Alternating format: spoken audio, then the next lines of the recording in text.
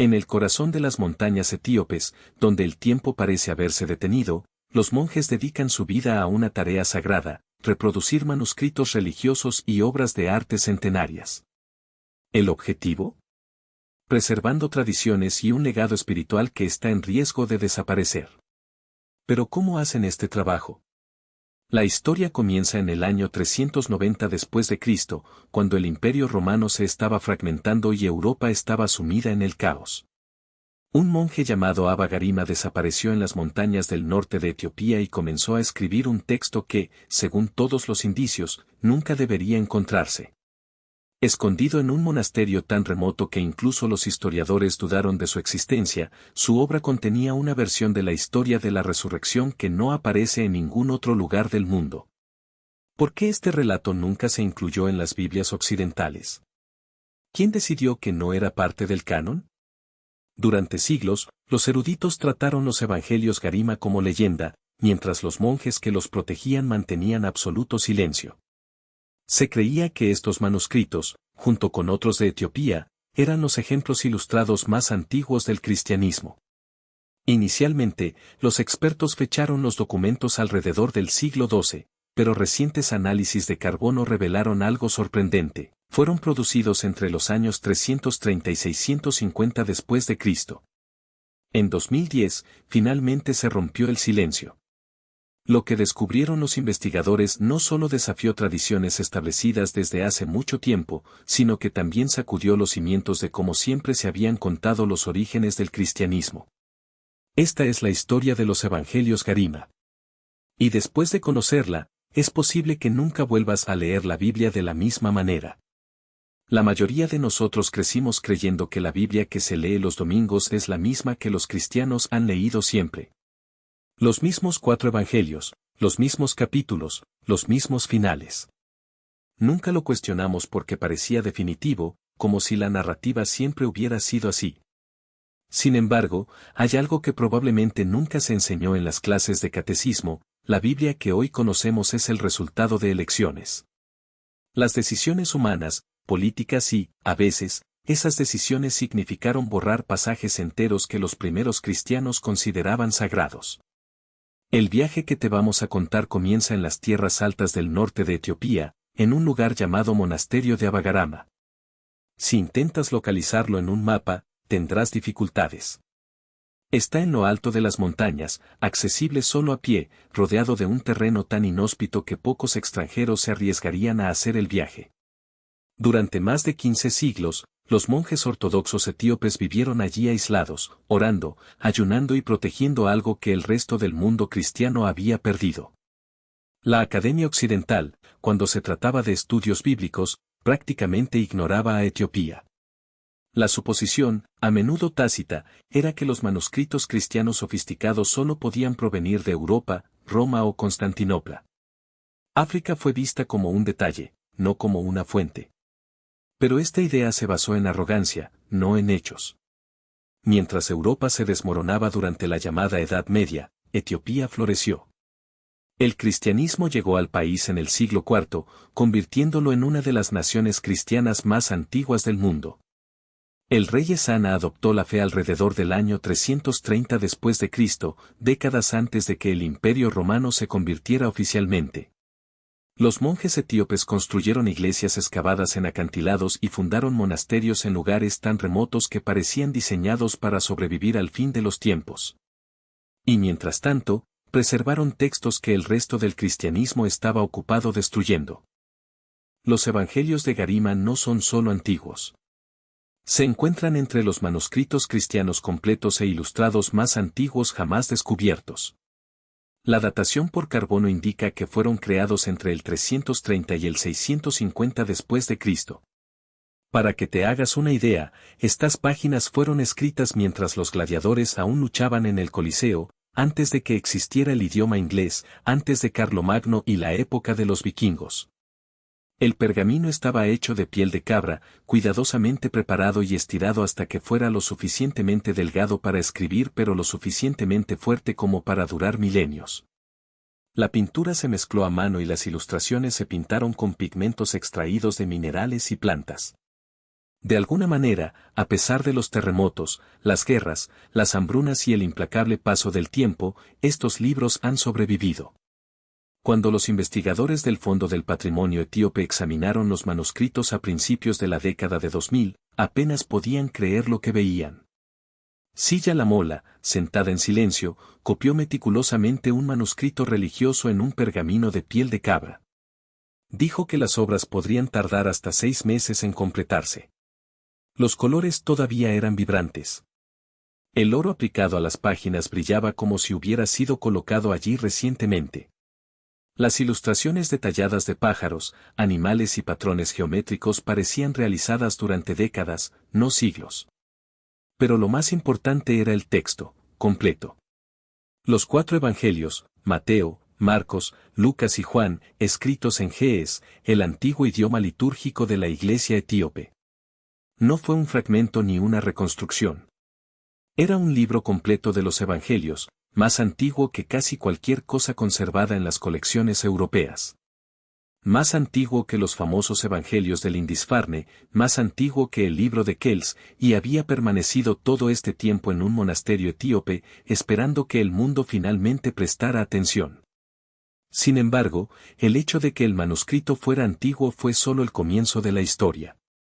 Cuando los eruditos comenzaron a comparar el texto con Biblias europeas posteriores, descubrieron algo que generaría años de debate. La versión etíope era diferente. No de manera radical, no herética, sino en detalle, lo que planteó preguntas profundas sobre cómo surgió la Biblia que leemos hoy. Aquí hay una pregunta que la mayoría de los cristianos nunca se detienen a hacer: ¿cuántos libros hay en la Biblia? Si creciste en una tradición protestante, probablemente responderías 66. Si creciste como católico, podrías decir 73. Pero en Etiopía, la respuesta es 81. Eso no es un error tipográfico. La Biblia ortodoxa etíope contiene 15 libros más que la versión considerada completa por la mayoría de los cristianos occidentales. Y estas no son adiciones ni notas a pie de página menores. Son textos completos que dieron forma a la fe cristiana primitiva. El libro de Enoc, por ejemplo, cuenta la historia de ángeles que descendieron a la tierra y tomaron esposas humanas. Sus descendientes fueron los Nefilim, gigantes que habitaron el mundo antiguo y causaron el caos antes del gran diluvio. El libro de los Jubileos vuelve a contar las historias del Génesis con detalles adicionales, casi como una versión ampliada de la creación. También hay libros atribuidos a Clemente, uno de los primeros padres de la Iglesia, y los libros de los Macabeos, que describen la resistencia judía contra la opresión griega. Estos textos no fueron inventados por monjes etíopes. Fueron ampliamente leídos por los primeros cristianos en todo el mundo mediterráneo. Los padres de la Iglesia los citaron, las comunidades los estudiaron. Eran parte del tejido del cristianismo primitivo. Entonces, ¿qué pasó? La respuesta se encuentra en el siglo IV, cuando el cristianismo dejó de ser una fe perseguida para convertirse en la religión oficial del Imperio Romano. De repente, había poder en juego. Influencia. Control. Los líderes de la Iglesia se reunieron en concilios para decidir qué libros se considerarían sagrados y cuáles serían excluidos. Los criterios no eran puramente teológicos. La política jugó su papel. Se dejaron de lado los textos considerados demasiado místicos o que desafiaban la estructura de poder emergente. La Biblia que conocemos hoy es, en gran parte, el resultado de estas decisiones. Y lo que se olvidó en Europa sobrevivió en Etiopía. La Biblia fueron aquellas que naturalmente destacaron por su autenticidad y autoridad espiritual. Pero la verdadera historia es más compleja. No fue un proceso neutral, guiado únicamente por la inspiración divina. Fue una construcción cuidadosa, moldeada por luchas de poder, intereses teológicos y, en algunos casos, incluso accidentes históricos. Los concilios que definieron el canon occidental no fueron asambleas de eruditos imparciales, sino arenas donde obispos, emperadores y teólogos competían para imponer sus puntos de vista. Lo que hoy llamamos la Biblia es, en muchos sentidos, el resultado de una negociación política. Libros como el Apocalipsis de Pedro o el Pastor de Hermas fueron debatidos, rechazados o aceptados no solo por su contenido, sino por cómo encajaban o no con los intereses de la Iglesia institucionalizada. El Evangelio de Tomás, por ejemplo, se conservó en el desierto egipcio pero nunca entró en el canon occidental. ¿Por qué? Quizás porque sus palabras desafiaron a la jerarquía eclesiástica.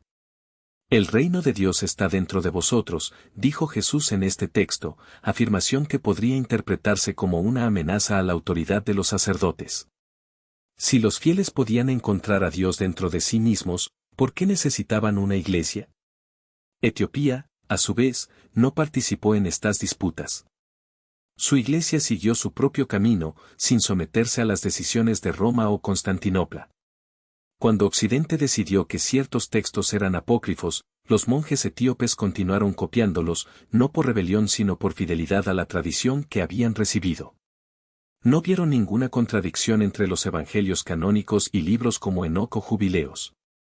Para ellos, todos eran parte de una misma narrativa sagrada, una cosmovisión donde lo espiritual y lo material estaban inseparablemente entrelazados.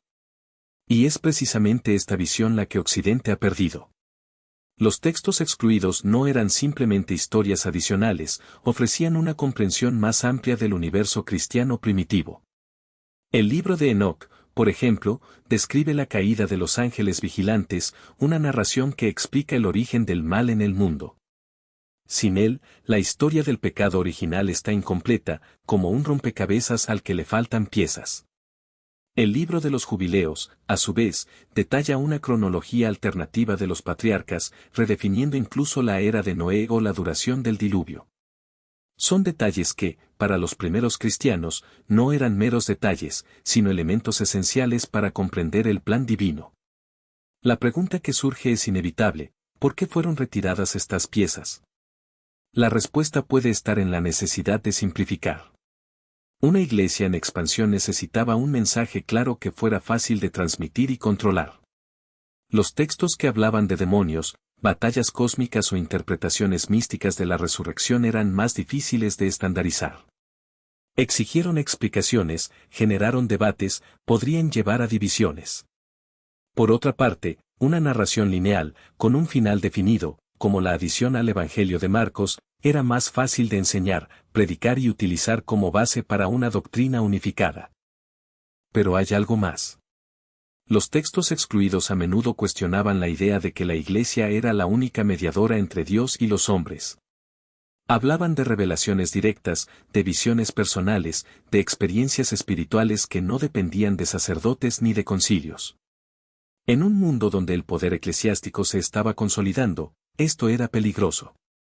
Una fe que pudiera vivirse fuera de las estructuras institucionales era una amenaza al orden establecido. Etiopía, aislada por las montañas y la distancia, no tuvo que tomar estas decisiones. A sus monjes no les preocupaba unificar una doctrina para un imperio. Simplemente conservaron lo que les fue transmitido, sin filtrar, sin editar, sin borrar. Y es por eso que sus manuscritos son tan valiosos. No son solo libros antiguos, son testimonios de una fe que existía antes de las decisiones que dieron forma al cristianismo occidental. Cuando los eruditos examinan los evangelios Garima, no están simplemente leyendo un texto. Se miran en un espejo que refleja lo que pudo haber sido. Y la imagen que emerge es la de una religión más diversa, más misteriosa, más conectada con las fuerzas invisibles que los primeros cristianos creían que gobernaban el mundo. Una religión donde la resurrección no fue solo un acontecimiento histórico, sino el comienzo de una guerra espiritual que seguía haciendo estragos a su alrededor. ¿Qué significa esto para nosotros hoy? Significa que la Biblia que conocemos no es la única versión posible. Significa que las decisiones tomadas en los primeros siglos del cristianismo no fueron inevitables, sino más bien decisiones humanas y, como todas las decisiones humanas, abiertas a cuestionamientos. Y, sobre todo, significa que la fe cristiana, en sus orígenes, era más rica, más compleja y llena de posibilidades que la versión simplificada que nos ha sido transmitida. Los monjes etíopes no sabían que estaban guardando un secreto. Simplemente creían que cada palabra era sagrada. Y al hacerlo, conservaron algo que el resto del mundo casi perdió, la memoria de un cristianismo que aún no había sido domesticado. La Biblia no era solo la versión más auténtica, más aceptada o espiritualmente autorizada, al menos no en el sentido que imaginamos. La verdadera historia de la formación del canon bíblico es mucho menos ordenada, mucho más conflictiva y, sobre todo, profundamente política. Hasta el siglo IV, diferentes iglesias utilizaban diferentes colecciones de textos sagrados. El concilio que más influyó en el canon occidental, el Concilio de Roma del año 382 después de Cristo, no fue una reunión de eruditos imparciales en busca de la verdad. Fue una asamblea de líderes eclesiásticos con agendas propias, viejas rivalidades e intereses muy claros. El emperador deseaba la unidad religiosa porque, para él, la unidad religiosa significaba estabilidad política. Los textos que fomentaban el pensamiento independiente, las experiencias místicas o las interpretaciones alternativas del mensaje de Jesús eran peligrosos. No porque fueran falsos, sino porque no se podían controlar. Piense en lo que contiene el libro de Enoc, historias de ángeles que desafían a Dios, gigantes nacidos de uniones prohibidas entre seres celestiales y humanos, descripciones detalladas de reinos celestiales que ninguna autoridad eclesiástica podría verificar o regular. Si el objetivo es construir una institución religiosa centralizada, estos no son los textos que usted quiere que la gente lea. Fomentan las preguntas. Sugieren que el mundo espiritual es más complejo y accesible de lo que cualquier sacerdote podría explicar. Así que fueron excluidos, no necesariamente quemados, sino simplemente copiados, no enseñados, no incluidos en la lista oficial. Y, al cabo de unas pocas generaciones, desaparecieron del cristianismo europeo. Sobrevivieron solo en Etiopía, junto con el final original de Marcos y con tradiciones e interpretaciones que la Iglesia occidental encontró inconvenientes. Esta no es una teoría de la conspiración. Es historia documentada. El canon ha sido curado. Se tomaron decisiones.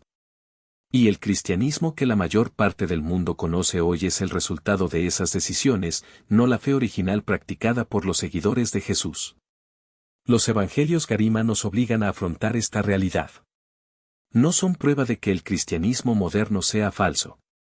Son prueba de que fue editado. Que la historia que nos contamos sobre los orígenes de nuestra fe ha sido simplificada, saneada y, en algunos casos, alterada deliberadamente.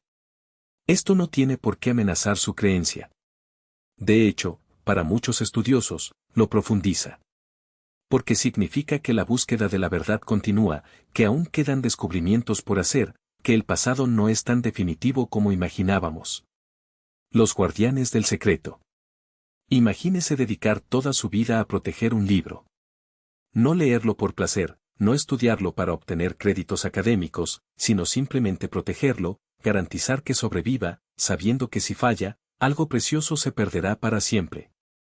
Esto es lo que hicieron los monjes del monasterio de Abba Garima durante más de 16 siglos. Mientras los imperios surgían y caían, mientras las guerras arrasaban los continentes, cuando el lenguaje de los manuscritos se convertía en un lenguaje muerto, hablado solo en ceremonias religiosas, permanecieron vigilantes. El monasterio se encuentra a más de 2000 metros sobre el nivel del mar. El viaje para llegar a él requiere horas de escalada a través de un terreno que desafiaría incluso a los escaladores experimentados. No hay electricidad, agua corriente ni conexión con el mundo exterior, solo algún peregrino o investigador ocasional que se aventura en la ardua travesía. Los monjes que viven allí han renunciado a todo lo que el mundo moderno valora: comodidad, seguridad, conexión. Eligieron una vida de oración, ayuno y preservación. Cuando el Fondo para el Patrimonio Etíope envió investigadores a examinar los evangelios Garima, los monjes inicialmente sospecharon. Durante siglos, los forasteros habían significado peligro, invasores, ladrones, personas que querían apoderarse de lo que no les pertenecía. Pero con el tiempo, se estableció la confianza. Los manuscritos fueron analizados utilizando las técnicas más avanzadas disponibles. La datación por carbono confirmó lo que los monjes siempre habían creído: se trataba de algunos de los manuscritos cristianos más antiguos que existen, protegidos no por recursos tecnológicos sino por la fe, la dedicación y la inaccesibilidad de su ubicación. El equipo de investigación encontró algo aún más destacable: el estado de conservación de los manuscritos. Después de 1500 años de existencia, las páginas estaban prácticamente intactas. Las ilustraciones permanecieron vivas. El texto es legible. En Europa, los manuscritos de la misma época requieren bóvedas climatizadas, protocolos de manipulación especializados y restauración constante. Los evangelios Garima sobrevivieron en un monasterio sin ninguno de estos recursos, solo con monjes que entendían que lo que guardaban era sagrado.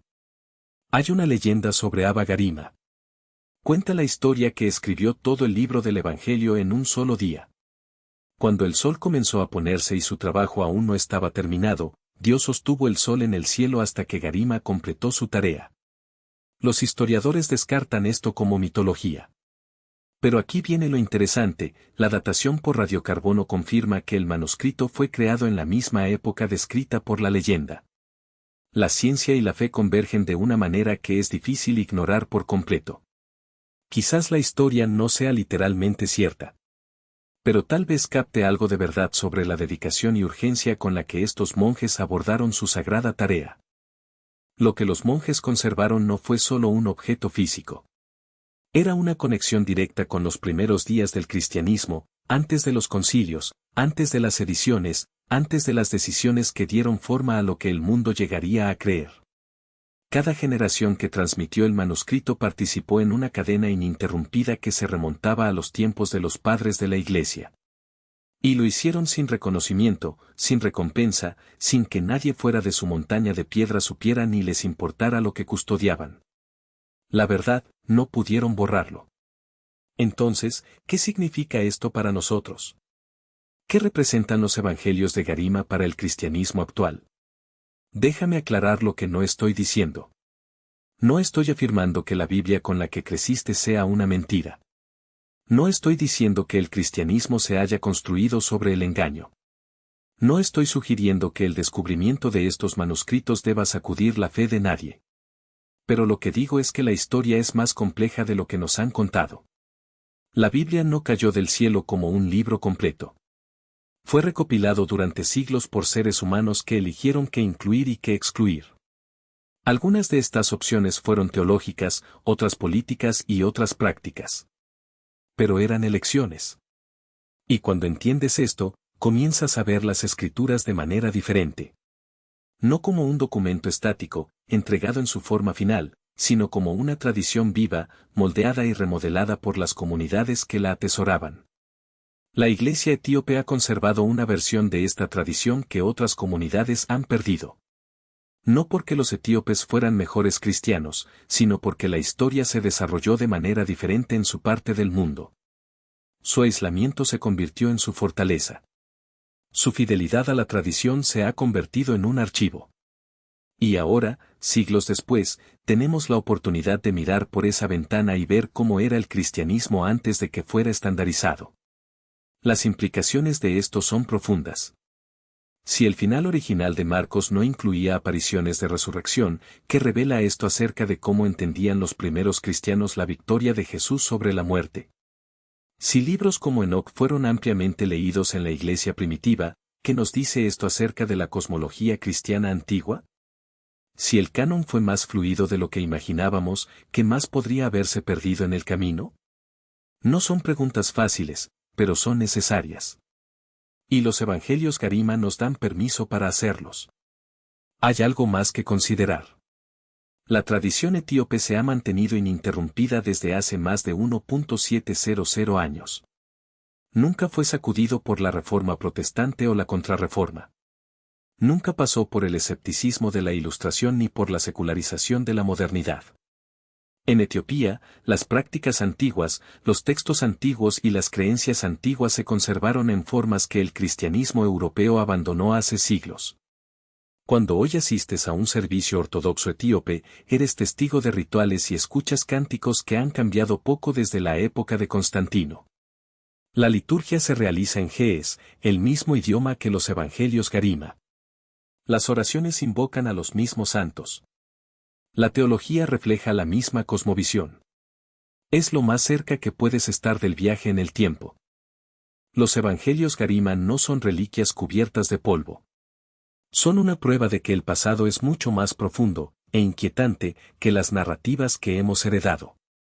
Evidencia de que la fe y la historia se entrelazan de maneras que recompensan a quienes están dispuestos a mirar con atención. Durante 16 siglos, estas páginas sobrevivieron en silencio, protegidas por monjes que creían que las palabras importaban más que el reconocimiento. 2000 años después de los fragmentos de la resurrección, la historia aún se desarrolla, lo que nos obliga a enfrentar una pregunta incómoda: si un solo manuscrito pudo permanecer escondido en las montañas de Etiopía, ¿qué otras verdades aún esperan ser descubiertas? Y cuando salgan a la luz, ¿confirmarán lo que creemos o cambiarán todo para siempre?